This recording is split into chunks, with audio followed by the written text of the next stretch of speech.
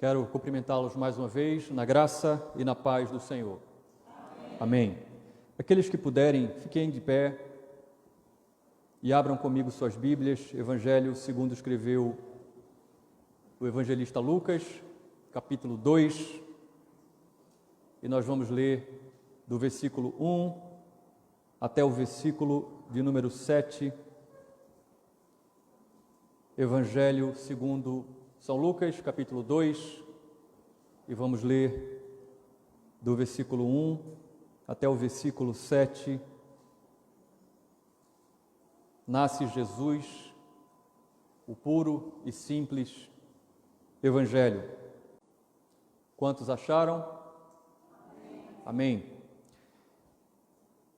O Senhor assim nos diz: naqueles dias foi publicado um decreto de César Augusto, convocando toda a população do império para recensear-se. O primeiro recenseamento foi feito quando Quirino era governador da Síria. Todos iam alistar-se, cada um à sua própria cidade. José também saiu, diz o versículo 4, da Galileia, da cidade de Nazaré, e foi para a Judeia, até a cidade de Davi, chamada Belém, por ser ele da casa e família de Davi, a fim de alistar-se com Maria, sua esposa, que estava grávida. E aconteceu que, estando eles ali, chegou o tempo de ela ter a criança. Então Maria deu à luz o seu filho primogênito, enfaixou o menino e o deitou numa manjedoura, porque não havia lugar para eles na hospedaria. Vamos orar, meus irmãos, mais uma vez. Ó Deus de toda graça, aqui estamos na expectativa de ouvir a Tua voz. Foi para isso que nos reunimos neste lugar, para adorar ao Senhor e para, em comunhão contigo, ouvir a Tua palavra falando aos nossos corações. Por isso, Senhor, nessa noite, neste culto, neste momento, nós suplicamos que o Senhor se apiede de nós como igreja e que o Senhor fale aos nossos corações. Que o Senhor vença, pelo Teu poder soberano, as barreiras dos nossos corações que tentam se levantar impedindo de ouvirmos a Tua voz. Fale conosco, assim como já te oramos nessa noite, aquilo que precisamos ouvir, aquilo que o Senhor quer falar conosco, porque a Tua palavra para nós é orientação, é consolação, é alimento, é fortaleza da parte do Senhor. Fale com cada um de nós. É isso que nós te pedimos humildemente, em nome de Jesus. Amém. Podem sentar, irmãos.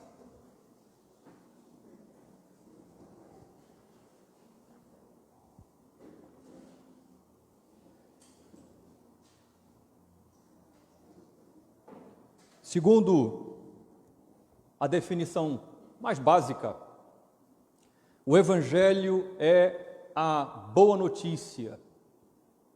São as boas novas de salvação de Deus aos pecadores. Isso é o Evangelho. E isso, por si só, é ou deveria ser suficiente para trazer alegria, esperança e consolação aos corações. O Evangelho puro e simples. Salvação de Deus para os pecadores.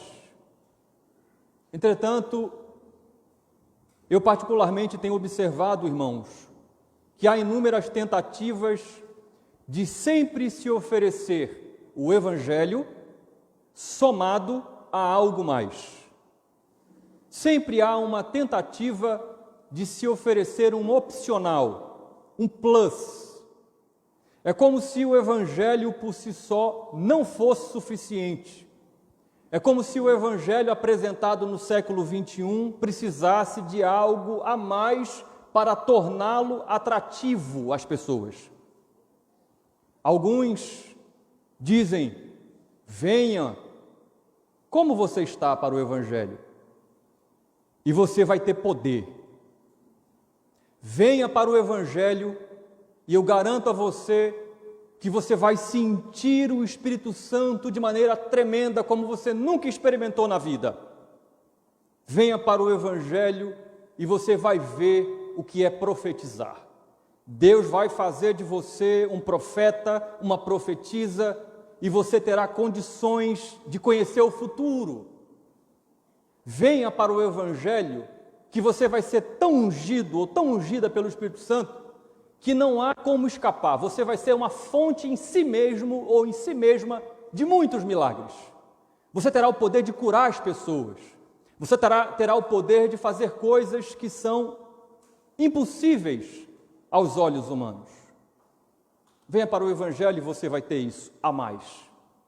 Outros grupos diz: venha para o Evangelho e pode ficar certa que os seus problemas acabarão. Venha para o Evangelho, venha para a igreja A ou B, e você vai sair da condição de cauda e você vai passar para a condição de cabeça. Não vai lhe faltar mais saúde. Venha para o Evangelho, que não vai mais lhe faltar dinheiro. Venha para o Evangelho, porque todos os seus problemas familiares, eles vão desaparecer como se fosse num passe de mágica. Outros grupos dizem: venha para o Evangelho e você terá um conhecimento inimaginável de Deus. Você terá um conhecimento das coisas de Deus e dos mistérios de Deus tão profundo que você não será mais reconhecido. Chega a beirar uma salvação gnóstica, que você é salvo pelo nível de conhecimento que você tem de Deus ou de algum aspecto teológico. Mas há ainda, e esse está muito na moda, o grupo dos liberais que dizem: venha para o Evangelho, porque na verdade eu tenho uma definição bem ampla para você do Evangelho. O Evangelho é, na verdade, a união de todos os amores. O Evangelho é Jesus, diz Caio Fábio. E eu tentei me policiar para não dizer nomes. Mas ele diz: o Evangelho é Jesus, o Evangelho não é a igreja, o Evangelho não são sistemas comandados por homens, por conselhos eclesiásticos. Você sequer precisa ir para a igreja, dizem os liberais. Basta você amar a Jesus. Basta você amar o amor que Jesus é e que Ele dá a você. Venha para o Evangelho e seja feliz. Eu poderia ainda dizer outras correntes. Eu falei pelo menos 4 principais que tentam colocar no Evangelho um plus, algo mais atrativo para trazer às pessoas.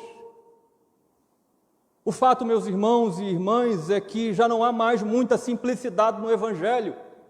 O Evangelho se tornou algo muito complexo. Os crentes na igreja ficam meio confusos, porque eles dizem: veja, afinal de contas eu vim para o Evangelho, eu sou crente, mas eu não vivo me arrepiando, eu não vivo em êxtase o tempo todo, sentindo o Espírito Santo como me disseram que eu ia sentir. Eu não consigo prever o futuro, eu não sei nem o que vai acontecer comigo amanhã. Eu nunca fui fonte de milagre algum. A minha filha, o meu filho adoecem e às vezes eu oro e a febre permanece, e isso é muito confuso para mim. Outros estão na igreja e dizem: agora eu sou crente, mas eu ainda adoeço. O que está acontecendo? Me disseram que se eu viesse para o Evangelho eu não teria mais doenças.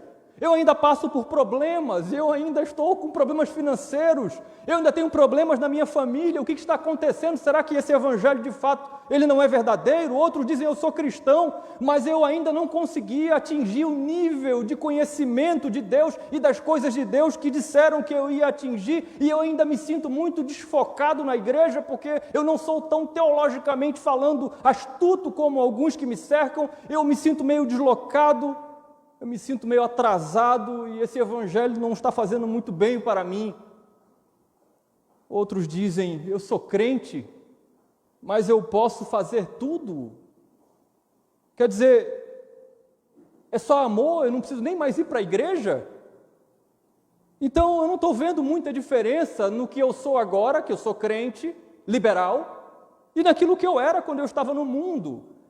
Eu preciso confessar isso para você, dizem alguns cristãos, eu ainda me sinto perdido, ainda me sinto infeliz, o Evangelho não fez diferença, não me deu a felicidade que me prometeram.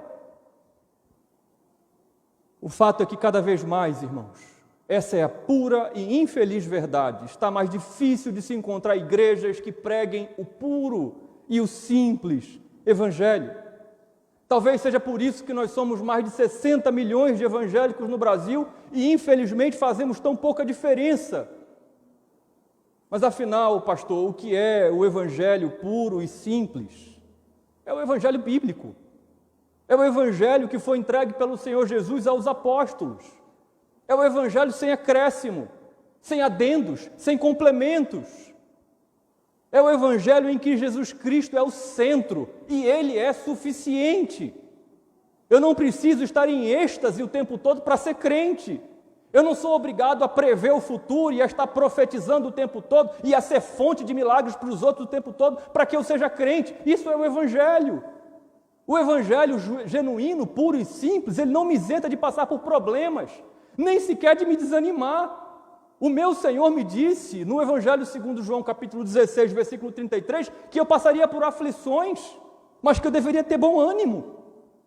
O Evangelho puro e simples é aquele que o cristão, ele não conhece profundamente toda a teologia, todo o saber de Deus, ele não esgota todos os conceitos divinos, mas ele é chamado a conhecer progressivamente, a continuar conhecendo mais do seu Deus, e à medida em que ele conhece, ele vive de maneira pura e de maneira simples. O verdadeiro Evangelho diz que o cristão, ele para ser crente, ele não tem que ser libertino, ele não tem que ser insubmisso às autoridades, ele não tem que estar desassociado de uma igreja, muito pelo contrário, ele não tem que estar alheio ao corpo de Cristo. E talvez essa fala incomode muita gente que esteja aqui ou que esteja assistindo a transmissão, talvez essa fala seja muito dura, apresentando essas falsas perspectivas do Evangelho. E eu quero, se essa fala é muito dura ao seu coração, como foi ao meu, deixe-me lembrar você dos solos cristos, lá da Reforma Protestante. Você conhece. Não foi isso que aconteceu? Não foi isso que o Espírito Santo fez no seio da igreja no século XVI? Onde se tentava apresentar um evangelho misturado à torta e à direita, com indulgência, com uma série de outras coisas, e a igreja do Senhor, movida pela palavra e pelo Espírito, disse não, Cristo é suficiente. E talvez, da mesma forma como o solos Cristos foi necessário no século XVI, XVII, XVIII, ele é necessário hoje, no século XXI. E é exatamente sobre isso que nós vamos ouvir nessa noite. É sobre esse evangelho puro e simples. Os próximos 23 capítulos, o evangelista Lucas vai apresentar a pessoa central do evangelho. E a pessoa central do evangelho é o Senhor Jesus Cristo. E aqui nós vamos então passar a contemplar a simplicidade que envolveu o seu nascimento. Olhe para a sua Bíblia, por favor, versículos do 1 ao 3. O texto nos diz, naqueles dias, foi publicado um decreto de César Augusto, convocando toda a população do império para recensear-se. O primeiro recenseamento, foi feito quando Quirino era governador da Síria. Todos iam alistar-se, cada um à sua própria cidade. Eu preciso lembrar você que aqui nós estamos ouvindo o evangelista historiador, e ele está registrando, através desses nomes que ele cita, historicamente, o momento em que isso aconteceu. Lembre-se que ele está escrevendo para Teófilo e para um público predominantemente gentio. Então, César Augusto e Quirino eram duas figuras, duas autoridades conhecidas naqueles dias.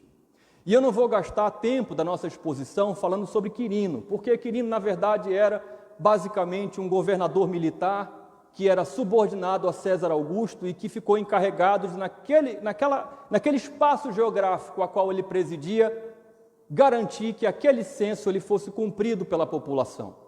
Mas eu quero falar um pouco sobre César Augusto, sobre esse imperador, porque há alguns pontos importantes a serem destacados e que dizem respeito à mensagem do Evangelho que nós estamos ouvindo nessa noite. Caio Otávio, que era o seu nome original, ou César Augusto, como ele é apresentado para nós na Bíblia, ele assume o trono, ele assume o lugar do imperador para substituir o seu tio-avô, o general famoso Júlio César. E eu quero fazer uma observação sobre essas duas figuras, Júlio César e Caio Otávio, ou César Augusto, porque há uma diferença muito grande. Júlio César era, além de imperador, era um general e ele era muito violento. Ele fazia questão de que o culto a ele, na pessoa da divindade humana, fosse irrestritamente prestado. Já César Augusto, ele tinha um modo mais brando de governar. Ele era conhecido como pai do seu país. Ele governava, ele subjugava os povos, mas ele respeitava a cultura dos povos. Em certa medida, ele até lhe permitia que esses povos conquistados participassem do governo local, de maneira que ele foi um grande estadista e ele organizou muita coisa no império. E ele respeitou os povos. Isso é importante dizer, porque César Augusto foi profundamente usado socialmente para fazer algumas construções e algumas pavimentações nas estradas do império. E isso vai facilitar a expansão do cristianismo. É através da liderança de Caio César que nós vamos ver a Pax Romana ser estabelecida no império, que também foi fundamental para o avanço missionário, para que os missionários que vão surgir no seio da igreja pudessem viajar e pregar o evangelho com relativa tranquilidade. Pois é este imperador, César Augusto, que vai fixar a política do recenseamento, do alistamento familiar. E ele queria fazer isso com um intuito nada crente.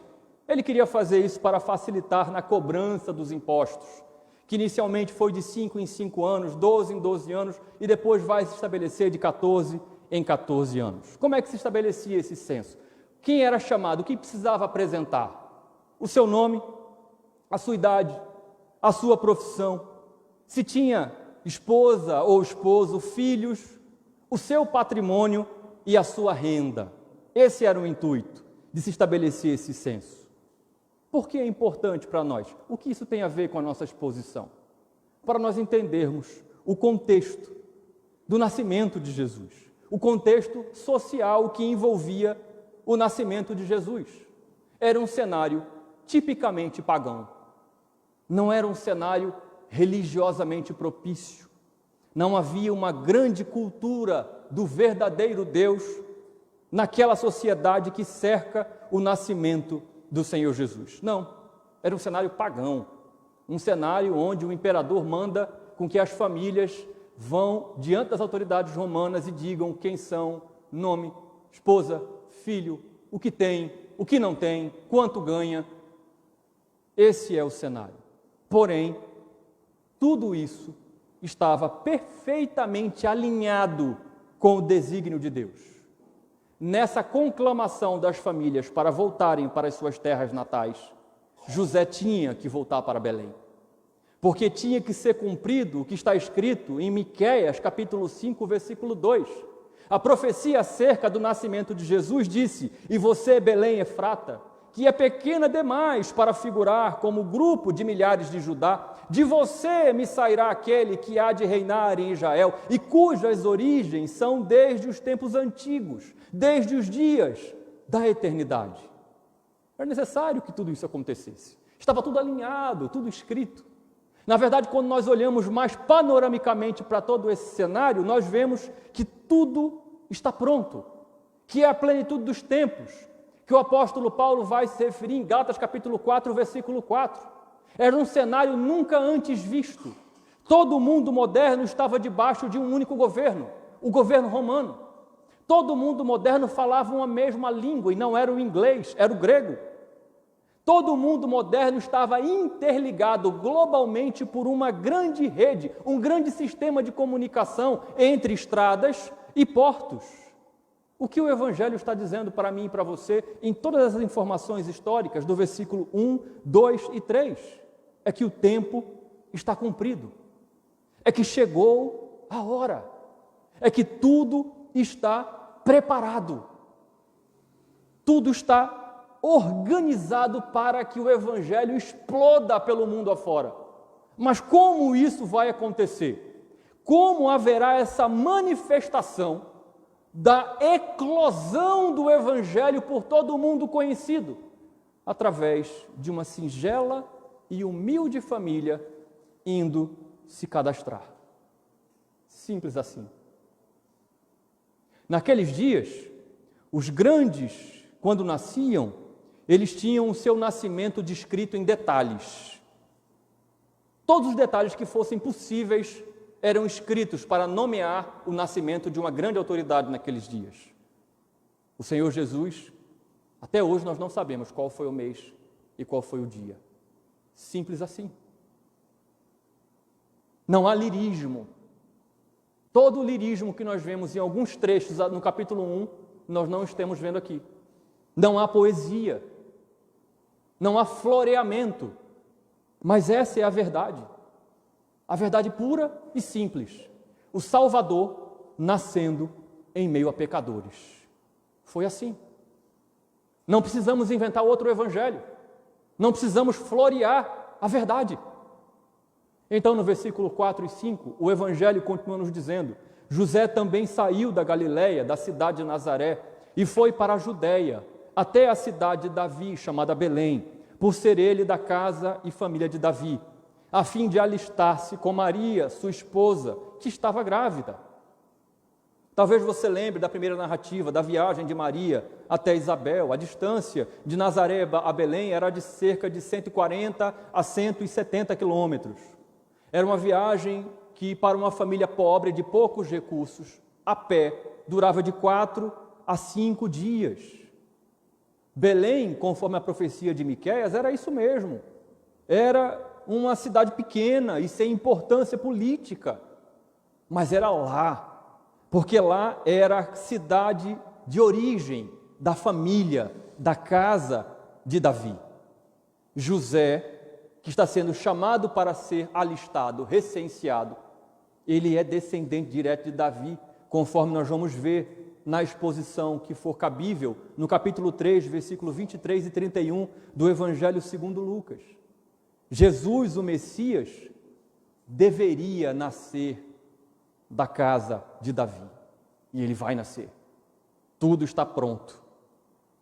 Novamente, não há nenhum floreio. Não há nenhuma mensagem por parte do evangelista Lucas das passagens do Antigo Testamento. Perceba que até a passagem da aparição do anjo a José, que vai acontecer em Mateus capítulo 1, versículo 20, aqui é omitida. Aqui já aparece José junto a Maria, já caminhando para a fase final do desposamento, sem floreios. Não há nenhuma explicação de que José tentou deixá-la e que o anjo apareceu e disse a ele que não faça isso. Não há lirismo. Tudo aqui é muito simples.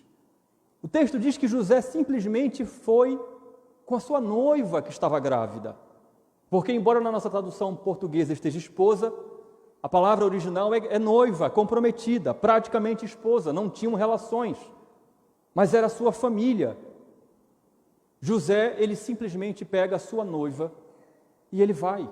Ele não contraria o decreto, literalmente o dogma, aquilo que o imperador estabeleceu. Tem que ser assim. Sabe o que José faz?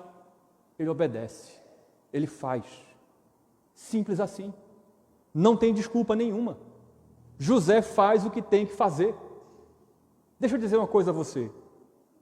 Porque é tentador para mim e para você oferecer um evangelho floreado, um evangelho mais complexo, que desperte as pessoas a se interessarem por Jesus.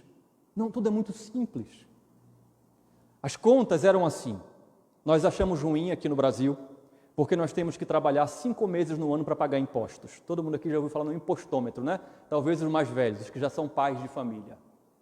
Pois nesse contexto aqui, um trabalhador normal, ele tinha que trabalhar 6 meses do ano, 180 dias dos seus trabalhos, metade daquilo que eles ganhavam era para pagar impostos. E José mesmo assim foi. Pegou sua esposa, grávida, viajou 4 a 5 dias, 140 a 170 quilômetros e fez o que tinha que fazer, porque isso é o Evangelho. Mais na frente, o Senhor Jesus vai dizer, respondendo aos discípulos, de quem é a insígnia na moeda? É de César? Então dê a César aquilo que pertence a ele.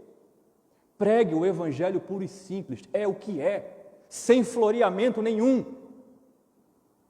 O Evangelho é eficaz. José trabalhava 6 meses por ano para pagar impostos. Mas Jesus cresceu, não faltou provisão. Jesus foi criado até os 30 anos do seu ministério. Eu e você pagamos, eu refletia sobre isso. Que humilhante, Senhor, muito obrigado. Eu e você trabalhamos 5 meses, a gente nem se dá conta disso, a gente esquece. 5 meses por ano para pagar impostos. Mas até aqui nos ajudou o Senhor. Quantos podem dizer amém? Amém? Ele simplesmente faz o que tem que fazer. O Evangelho é isso. Cristãos passam por dificuldades. Cristãos passam até por injustiças. Não estou dizendo que é justo pagarmos 5 meses de impostos para alimentar, permissão da palavra, mamata de político. Não é justo. Mas nós fazemos porque nós somos cristãos. O que nós temos que fazer. Nós não damos desculpas. E nós apresentamos a Deus todas essas causas. Foi isso que José fez. Então, no versículo 6, o Evangelho nos diz que aconteceu que, estando eles ali, chegou o tempo dela ter a criança. Certamente, essa viagem foi uma viagem muito difícil para uma grávida de 9 meses. Após uma série de situações que só eles sabem que passaram, mas certamente aqui tem algumas que eram típicas desse tipo de viagem. Calor escaldante durante o dia, frio congelante à noite, muita poeira, pouca água, alimentação e dormida precárias. Apesar de tudo isso ter acontecido, o menino não nasce. Não era de se admirar que esse menino tivesse nascido no caminho da viagem. Não era de se admirar. Todo aquele esforço. Mas não. Ele não nasce na viagem. Sabe por quê? Por causa do versículo 6. Porque ainda não era tempo. Sabe o que isso diz a mim e a você? Aquilo que nós já temos ouvido desde o capítulo 1. Porque não adianta. Nada adia o tempo de Deus. Nada avança o tempo de Deus. Deus não pode ser movido nem pelas nossas orações. Nós não podemos empurrar Deus ou puxar Deus. Jacó tentou fazer isso e foi marcado pelo resto da sua vida na coxa, na sua articulação, na força do guerreiro daqueles dias. Nisso deve estar a nossa confiança. O tempo de Deus é o tempo de Deus. Com circunstâncias favoráveis, com circunstâncias desfavoráveis, no calor escaldante, no frio congelante, no tempo de terra seca ou no tempo de terra encharcada, como esses últimos dias que nós temos vivido. O tempo de Deus é o tempo de Deus. O que Deus determinou vai acontecer, nem vai se adiantar, nem vai se atrasar. O texto diz que chegou o tempo. E aqui a palavra tempo é melhor traduzida, eu estou usando a nova Almeida atualizada. A maioria de vocês tem a revista e atualizada, e a versão de vocês está mais adequada com a tradução do texto original. Na minha versão é tempo, na versão de vocês é dias. Chegaram-se os dias. Outras versões dizem, cumpriram-se os dias de Maria. Porque nós já falamos sobre tempo em outra exposição. Kairos, Cronos, mas aqui a palavra não é nenhuma dessas duas. A palavra aqui é literalmente dia. Tempo que está compreendido em 24 horas. O que o Evangelho está dizendo para mim e para você é que no plano de salvação, na economia da salvação, o tempo de Jesus nascer não era ontem e nem é amanhã, é hoje. É o espaço compreendido neste dia. Chegou o dia.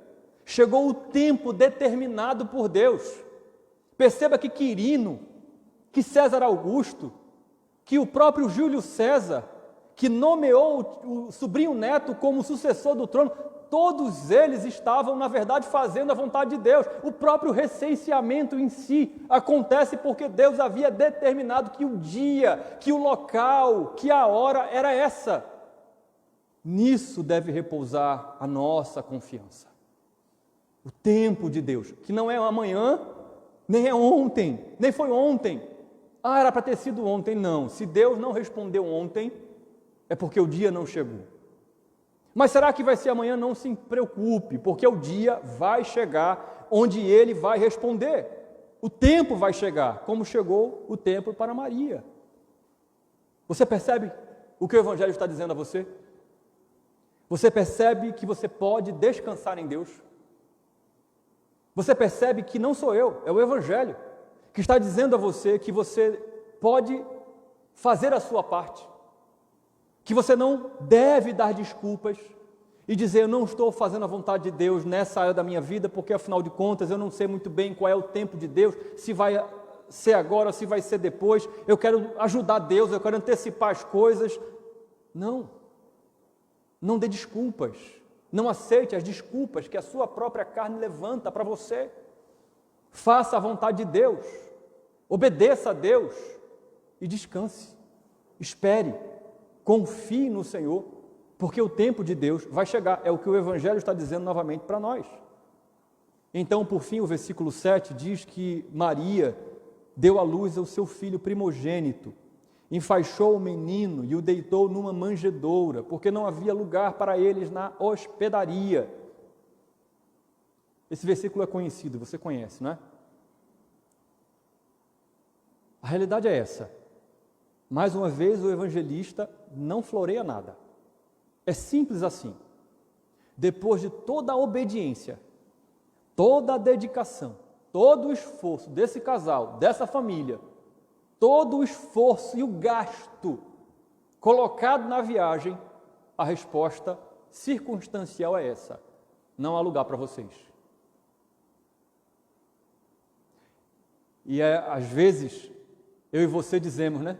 Quando as coisas dão errado para a gente: não é possível, eu estou fazendo a vontade de Deus, eu fui tão cuidadoso, tão cuidadosa nisso aqui, e a resposta é essa, as portas estão fechadas, a resposta é não, não é possível.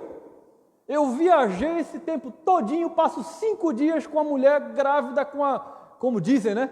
Com o bucho pela boca, e eu chego aqui e não tem lugar para a gente. Não é possível. O que a gente diz? Isso só acontece comigo. Só acontece comigo. Não é possível, só acontece comigo. Não. Aconteceu com José e aconteceu com Maria. Acontece com o crente também. As coisas nem sempre correm, caminham como nós esperávamos. Não é só com você, não. Não é só comigo, não. Tenha calma, tenha paciência. Não ande ansioso, não ande ansiosa. Coloque tudo aos pés do Senhor. A cidade estava cheia, as hospedarias, os lugares de repouso estavam cheios por causa do recenseamento. Era gente vindo dos lugares, era o próprio povo, as autoridades romanas que estavam lá para poder fazer cumprir aquilo. Estava cheio. E agora? Talvez se Pedro soubesse o que ia acontecer, ele chegava lá e dizia: Maria, agora? Eu vou ser alcançado por esse evangelho, esse que está no teu ventre vai me evangelizar, vai me chamar para ser pescador de homens. E agora? Como é que vai ser isso? O próprio versículo 7 dá a resposta. Então, Maria deu à luz o seu primogênito. Ponto. Está cheia a hospedaria? As circunstâncias não estão favoráveis? Mas aquilo que Deus disse que vai acontecer, acontece. E o menino nasce. O primeiro fruto, o primogênito. Maria vai ter outros filhos. Aqui está o primeiro. O evangelista já está introduzindo a próxima etapa da revelação no que diz respeito ao seu contato com a sinagoga, com o ensino, com a circuncisão. Mas aqui o texto está nos dizendo que o fruto foi gerado da semente. A semente ela amadureceu, ela está pronta, plena, e o fruto está aqui, o menino nasceu. O descendente da mulher é prometido em Gênesis capítulo 3, versículo 15. Tudo isso aqui é uma narrativa muito simples, sem floreio. Mas aqui eu poderia parar e no próximo domingo voltarmos só para o versículo 7 para falar sobre a encarnação, sobre o milagre, sobre o quão extraordinário foi, e ela deu à luz ao seu primogênito. Aqui está, nesse ambiente totalmente desfavorável, sem floreamento nenhum, o cumprimento da última profecia trazida pelo anjo Gabriel.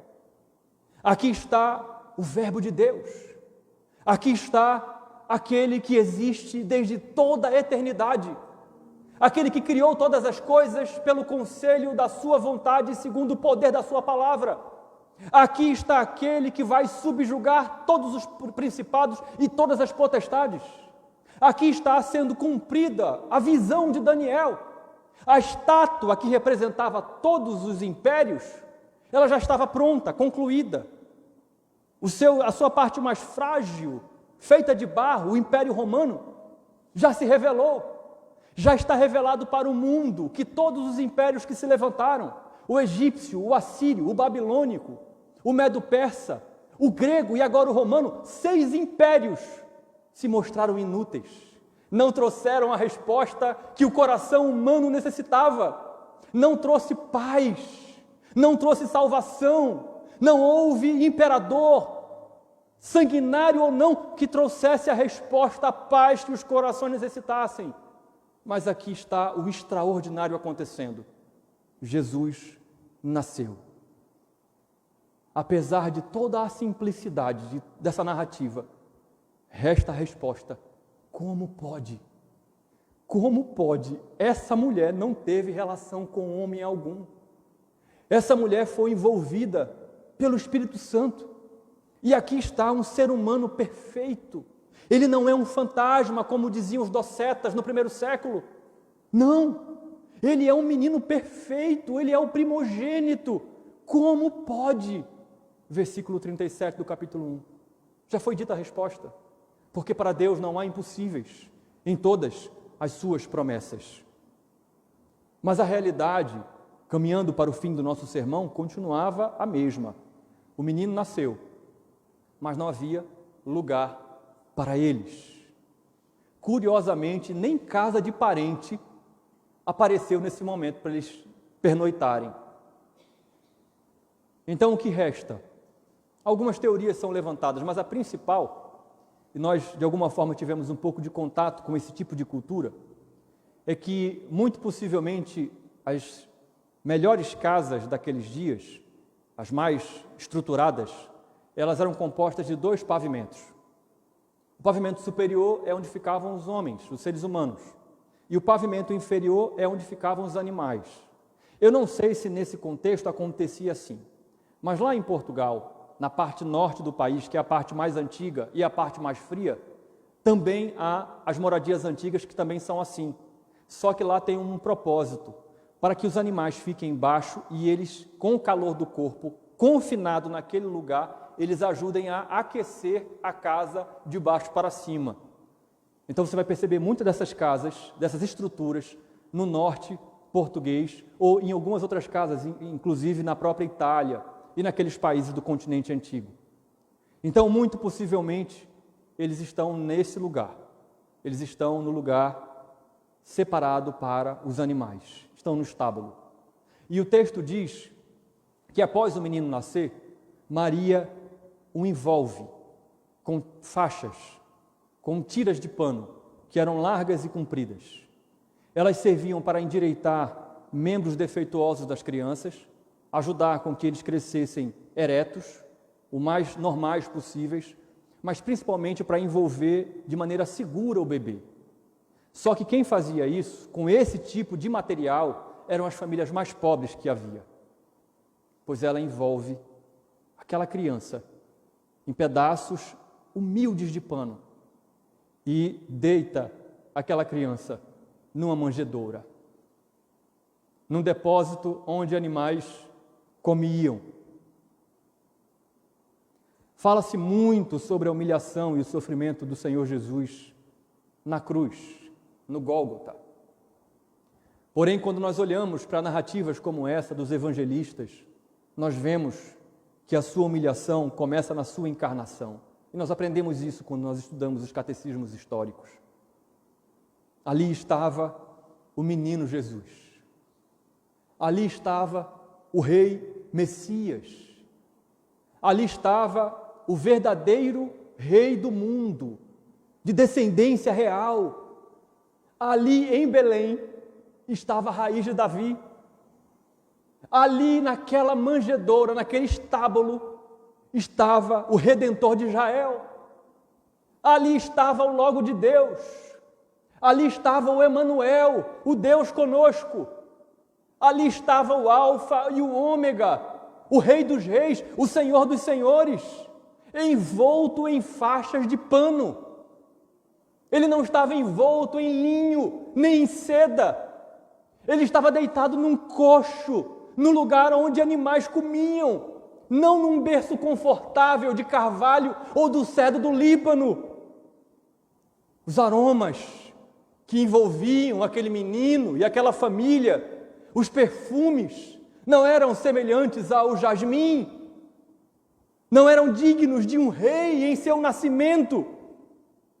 A comitiva que recebeu aquele menino não foi uma comitiva de nobres, de sábios, não foi a realeza que se apresentou naquele momento do nascimento dele.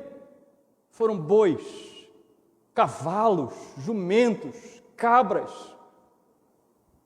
Desde o ventre, já nessa viagem, ele foi andarilho, ele foi peregrino, ele ainda viajaria muito pequeno para fugir da perseguição, ele ainda iria para o Egito. Essa recepção simples, nua, crua, que o evangelista Lucas apresenta a mim e a você, é para mostrar que essa recepção dura, real, era um prenúncio da sua rejeição pelo mundo. E pensar que nada disso, nenhum detalhe desses foi por acaso. Tudo estava escrito. Tudo isso foi feito por mim e por você. Tudo isso é fruto do seu amor. Billy Graham acertou quando no seu tempo ergueu a sua voz de pregador e disse: o maior advento da história humana não foi o homem pisar na lua, foi Deus pisar na terra. Essa é a mensagem do Evangelho. Esse é o Evangelho puro e simples que você, crente, deve pregar. Jesus se fez homem para salvar pecadores. É interessante que o evangelista que fala mais sobre a infância de Jesus é o que traz uma descrição mais simples do seu nascimento. Depois das aparições angelicais, do grande agir do Espírito Santo no capítulo 1, Jesus simplesmente nasce. Num contexto completamente desfavorável, ele nasceu. Essa é a mensagem do Evangelho que eu tenho para pregar a vocês nessa noite. Essa é a mensagem que vocês devem pregar ao mundo. Ele nasceu da maneira mais humilde, mais baixa, para que homens e mulheres sejam salvos. Portanto, eu encerro dizendo a você, igreja, a você, cristão e cristã, escute bem isso. Se esse evangelho não é suficiente para você, se você precisa que, somado a esse evangelho, você sinta calafrios e êxtases e profetize e conheça o futuro, se você acha que esse evangelho tem que ser somado à ausência de problemas, de dificuldades, se você acha que esse evangelho é insuficiente, que você tem que conhecer teologia profundamente, de maneira que você seja conhecido ou conhecida como alguém que domina os mistérios de Deus, se esse evangelho não é suficiente para você, se você acha que você precisa de mais liberdade, ser mais feliz, então deixe-me dizer a você que se você tem algo a acrescentar a esse evangelho, então você não entendeu ainda o que é o evangelho. Você talvez esteja sobre você usando o nome de cristão, mas de maneira injusta. Mas se você é crente como eu, e não se envergonha deste evangelho puro e simples, se ele é suficiente para confortar o seu coração, pregue-o. Mas pregue-o de verdade. Pregue esse puro e simples evangelho, sem restrições. Pregue integralmente, mas também sem acréscimos. Pregue puramente. Pregue-o com autoridade. É este evangelho que eclodiu e que mudou o mundo, que mudou a minha vida e a sua vida. Não foi outro. Nós não estamos aqui pela ausência de problemas. Todos nós temos. Estamos aqui por causa desse puro e simples evangelho. Quantos podem dizer amém por isso? Amém. Mas eu quero dizer a você que talvez não tenha abraçado ainda a fé ou por alguma razão você abraçou a fé evangélica, bíblica, mas você se afastou. Eu quero exortar você a abraçar não outro, mas este evangelho, hoje mesmo. Se reconcilie com Deus e pare de dar desculpas para fazer isso. Pare de ficar procurando um outro evangelho que se encaixe melhor na sua perspectiva de evangelho. Pare de procurar um evangelho misturado, ele não vai fazer a diferença na sua vida. O apóstolo Paulo, escrevendo à igreja da Galácia do Sul, capítulo 1, ele diz: mas ainda que nós, ou mesmo um anjo vindo do céu, pregue a vocês um evangelho diferente daquele que temos pregado, que seja esse anátema, maldição. O versículo 9 ele diz de novo, para você ver como isso é importante, como já dissemos, eu repito, se alguém está pregando a vocês um evangelho diferente daquele que já receberam, que esse seja anátema. Não dê desculpas, não procure outro evangelho. Ame a Jesus. Renda-se a esse puro e simples evangelho. Deixe-me ser honesto com você. Se você está afastado dos caminhos de Deus ou se você nunca professou a fé, esse evangelho puro e simples, ele não vai garantir a você saúde. Não vai garantir a você dinheiro, ausência de problemas. Pode ser que Deus cerque você de uma maneira que você usufrua de tudo isso. Eu não sei. Mas o evangelho em nenhum lugar garante que pelo fato de você ser crente, você vai estar isento disso. Deixe-me dizer a você que o evangelho puro e simples, ele vai fazer o seguinte no seu coração. Quanto mais você conhecer a esse evangelho, quanto mais você se aproximar de Deus e das suas verdades, mais você vai perceber o quanto você tem que aprender. Mais você vai ver que é um poço literalmente sem fundo, o conhecimento de Deus e dos seus mistérios. Mas você vai dizer: eu preciso aprender mais, Senhor. Eu preciso ser mais instruído. Eu não sei. Eu preciso que o Senhor me ensine. Esse puro e simples evangelho não vai fazer de você o centro da sua vida. Vai fazer Cristo o centro da sua vida. Você não vai ser o centro. Não vai ser o seu prazer. Não é o evangelho hedonista, o meu prazer, mas o seu prazer vai estar na lei do Senhor. E nela você vai meditar de dia e de noite. E você vai sofrer, mas você vai ter prazer em obedecer a essa lei. E deixe-me por fim dizer a você que se você abraçar esse evangelho, você vai ser peregrino nesse mundo. Você vai ser rejeitado nesse mundo. Você não será aplaudido, nem aplaudida pela maioria desse século. Você vai ser rejeitado às vezes pelos da sua própria casa. Mas se você abraçar o puro e santo evangelho e você vivenciar tudo isso que eu estou dizendo, então você finalmente poderá ser chamado de cristão. Por uma razão só. porque você vai ser mais parecido, mais semelhante ao seu Senhor e Salvador Jesus Cristo. O apóstolo Paulo, ele resume tudo o que nós ouvimos hoje, escrevendo a sua segunda carta aos Coríntios, de uma maneira que me deixa sem palavras.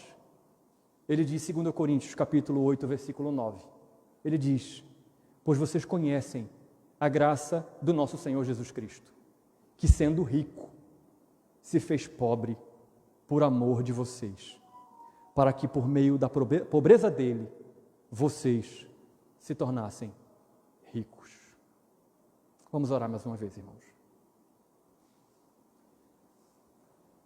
Muito obrigado, Senhor, pelo teu evangelho puro e simples.